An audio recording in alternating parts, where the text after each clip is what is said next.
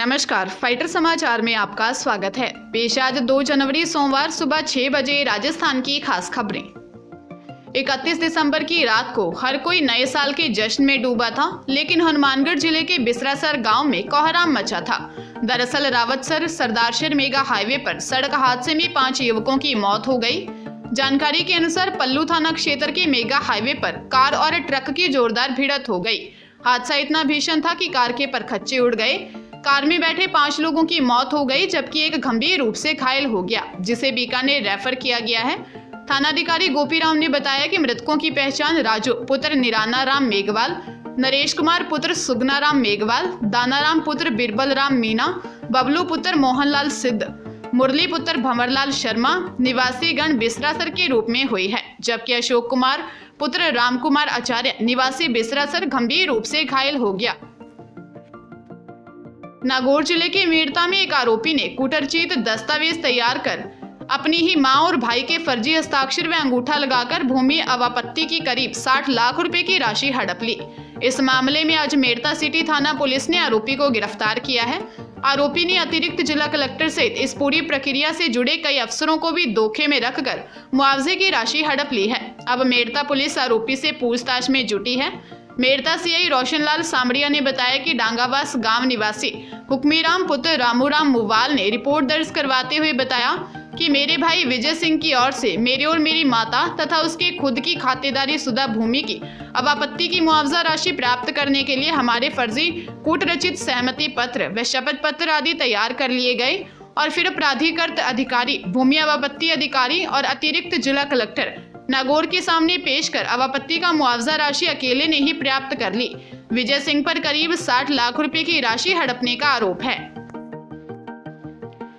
राजस्थान में सरकारी स्कूल्स में पढ़ने वाले स्टूडेंट्स के बैंक खातों में जल्द ही 200 रुपए जमा होने वाले हैं। यह राशि स्टूडेंट्स की यूनिफॉर्म की सिलाई के लिए है, जिसका कपड़ा पहले ही वितरित किया जा चुका है। सरकार ने प्रदेश के सभी जिलों के लिए 55 करोड़ 10 लाख रुपए स्वीकृत किए गए हैं। मुख्यमंत्री अशोक गहलोत स्वयं मान चुके हैं कि 200 रुपए में यूनिफॉर्म की सिलाई नहीं हो पाती। कुछ राशि स्टूडेंट्स के माता पिता को खर्च करने होंगे।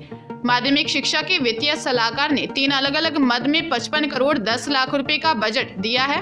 इसमें चूरू, दौसा, धौलपुर, श्रीगंगानगर, हनुमानगढ़ व करौली के लिए 9 करोड़ 90 लाख रुपए, बांसवाड़ा, डूंगरपुर, प्रतापगढ़, सिरोही और उदयपुर के लिए 7 करोड़ 70 लाख रुपए खर्च होंगे। शेष सभी जिलों के लिए 37 करोड़ 50 लाख रुपए का बजट दिया है। ये राशि संबंधित जिलों के जिला शिक्षा अधिकारियों को भेजा जा रहा है, जहां से स्कूल स्टूडेंट्स के खाते में जल्द ही जमा हो जाएंगे।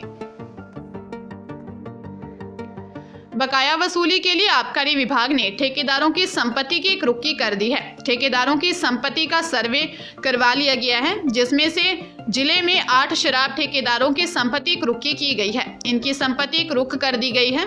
नीलामी की प्रक्रिया शुरू करवाई जाएगी। इससे पहले बकाया वसूली के लिए आबकारी विभाग की ओर से ठेकेदारों को नोटिस व चेतावनी भी दी गई थी, लेकिन इसका असर नहीं हुआ। झुंझुनू जिले में देशी और अंग्रेजी शराब के 335 दुकानें, इनमें से 300 दुकानों के ठेकेदारों पर गत वित्तीय वर्ष का 72 करोड़ 51 लाख रुपए बकाया था। ड्यूटी जब्त करने के साथ विभाग पिछले 8 माह से 110 ठेकेदारों से महज 12 करोड़ 65 लाख रुपए ही वसूल कर पाया है। वर्तमान में 190 शराब ठेकेदारों पर 62 करोड़ 85 लाख रुपए का बकाया है।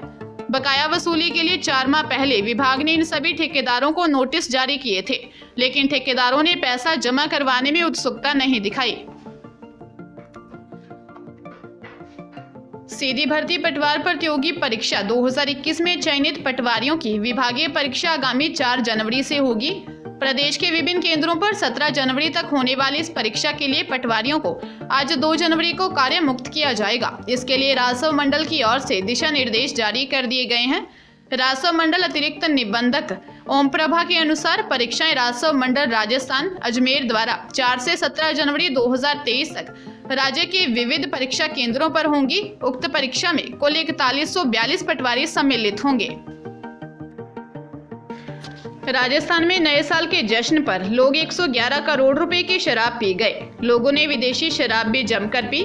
जयपुर में इस बार न्यू ईयर सेलिब्रेशन के लिए 150 अस्थायी लाइसेंस जारी किए गए थे। पिछले 2 साल में इस बार सबसे ज्यादा शराब की बिक्री हुई है। आबकारी विभाग की रिपोर्ट के मुताबिक 2 दिन 30 व 31 दिसंबर को राजस्थान में 19.95 करोड़ रुपए की बियर जबकि 87.82 करोड़ रुपए की अंग्रेजी शराब बिक्री हुई। इस साल ईयर एंड पर ये अब तक की सबसे रिकॉर्ड शराब बिक्री रही। इससे पहले साल 2019 में 104 करोड़ रुपए की शराब 30 और 31 दिसंबर के दिन गोदामों से बिकी थी। उस समय भी आयोजन पर किसी भी तरह की पाबंदी नहीं थी। लोगों ने hotel, pub, farm house, resort में जमकर जाम छलकाए थे। हरियाणा के खेल मंत्री और ओलंपियन संदीप सिंह ने रविवार को अपने पद से इस्तीफा दे दिया है। उनके खिलाफ चंडीगढ़ में महिला कोच ने उत्पीड़न का केस दर्ज होने का खुलासा रविवार को हुआ, जिसके बाद इंडिया के पूर्व हॉकी खिलाड़ी संदीप सिंह ने मुख्यमंत्री मनोहर लाल खट्टर से सुबह मुलाकात कर अपना इस्तीफा सौंपा।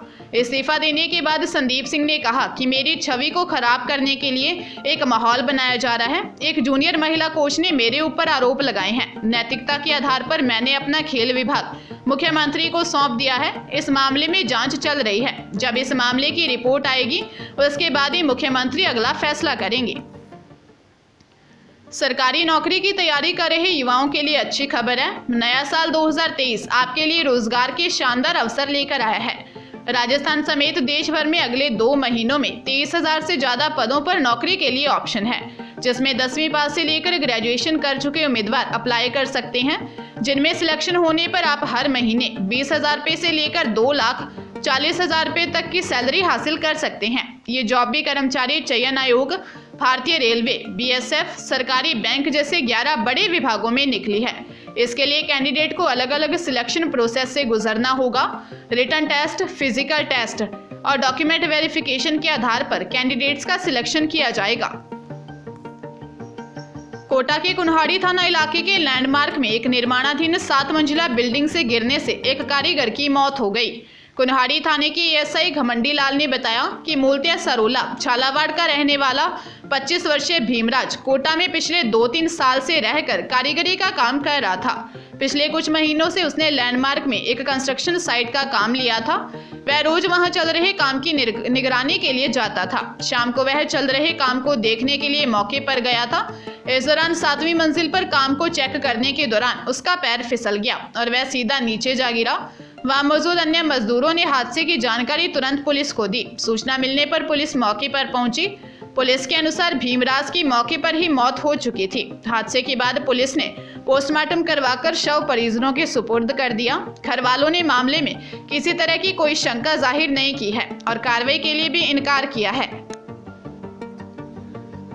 धौलपुर के कोतवाली थाना क्षेत्र में अज्ञात बदमाशों ने परिवार के लोगों को बंधक बनाकर 4 लाख रुपए नकदी के साथ लाखों रुपए के गहने चुरा लिए।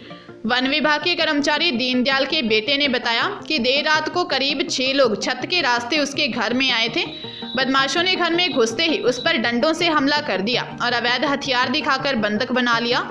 चोरों ने उसकी पत्नी को भी डरा धमकाकर चुप करा दिया। इसके बाद अलमारी का ताला तोड़कर 4 लाख रुपए की नकदी और घर में रखे करीब सोने चांदी के गहने लेकर फरार हो गए। पीड़ित ने बताया कि घटना के दौरान उसका पिता बगल के मकान में सो रहे थे। उसके पिता प्लॉट खरीदने के लिए 4 लाख रुपए बैंक से निकाल कर लाए थे।